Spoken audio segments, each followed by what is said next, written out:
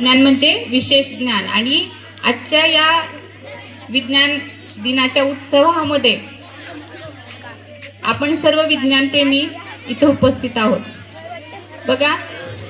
आणि या म्हणजे विज्ञानप्रेमी जे विद्यार्थी आहेत आपल्या शाळेचे, असे म्हणजे आत्ताची लावणी बघून मला इतकं छान वाटलं की ऑन दी स्पॉट मी त्यांना सांगितलं होतं, तर लगेच पोरींनी तयारी केली.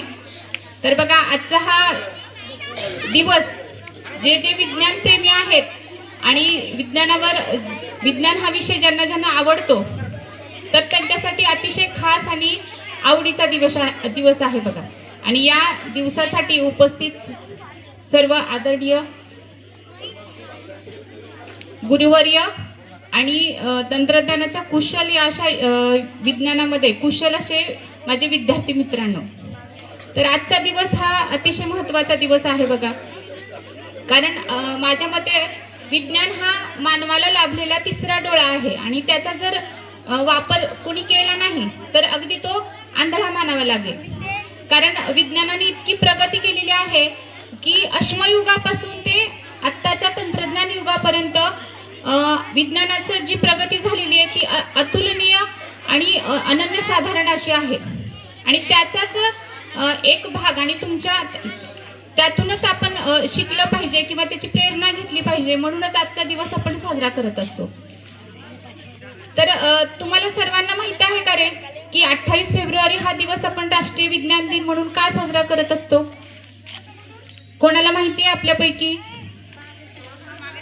बघा, बऱ्याच जणांना असं वाटतं की आपण इथं फोटो ठेवला, आता सी.व्ही. रमण यांचं नाव लिहिलेलं आहे, आपण फोटो ठेवला म्हणजे आपल्याला असं वाटतं की त्या व्यक्तीची जयंती आहे किंवा त्यांचा स्मृतिदिन तर नक्कीच आहे. कालच आपण साहित्यातील एक आढळतारा कुसुमाग्रजांची जयंती मराठी भाषा गौरव दिन म्हणून साजरी केली, बरोबर आहे. तर आज सी.व्ही. रमण यांच्या प्रतिमेचं आपण पूजन केलेलं आहे आणि त्यांना अभिवादन केलेलं आहे. म्हणजे तुमच्या मनात नक्कीच असं वाटत असेल की त्यांचा आज वाढदिवस असेल किंवा त्यांचा स्मृती दिन असेल, म्हणून आपण राष्ट्रीय विज्ञान दिन हा साजरा करत असतो. पण तसं बिलकुल नाही बाळांनो. सी.व्ही. रमण यांचा जन्म 7 नोव्हेंबर 1888 रोजी तिरुचिरापल्ली या गावामध्ये तामिळनाडू राज्यात झाला. पण त्यांचा तुम्हाला वाटत असेल मग स्मृती दिन असेल, पण स्मृती दिन सुद्धा त्यांचा नाहीये.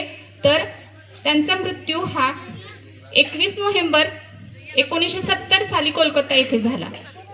मग त्यांचा जन्मदिवस पण नाहीये, स्मृती दिवस पण नाहीये, तर मग आपण राष्ट्रीय विज्ञान दिना दिवशी त्यांना अभिवादन का करतो रे? तर बघा, त्यांचं आजच्या दिवशी अनन्यसाधारण असं महत्त्व आहे. कारण डॉक्टर सी.व्ही. रमण यांनी या दिवशी अतिशय मोलाचा आणि महत्त्वाचा शोध लावला आणि त्या शोधालाच आपण रामन इफेक्ट या नावाने ओळखतो. प्रकाशाच्या विकिरणाचा शोध सी.व्ही. रमण यांनी लावला आणि म्हणून आजचा दिवस हा आपण राष्ट्रीय विज्ञान दिन म्हणून साजरा करत असतो.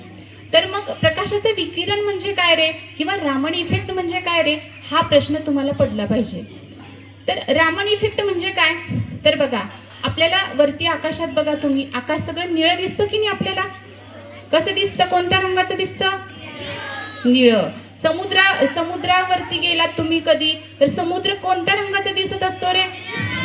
निळाशार दिसतो की नाही आपल्याला? तर बघा, या शोधाच्या पाठीमागे ही खूप मोठी कहाणी आहे. जेव्हा सी.व्ही. रमण हे इंग्लंडवरून आपल्या भारतात कोलकातामध्ये जहाजाने प्रवास करत होते, त्यावेळेस त्यांना असा पूर्ण समुद्र निळाशार दिसत होता. व त्यांना असा प्रश्न पडला की हा समुद्र म्हणजे पाणी समुद्राचं निळं का दिसत असेल? कारण आपल्याला पाण्याचे गुणधर्म माहिती आहेत.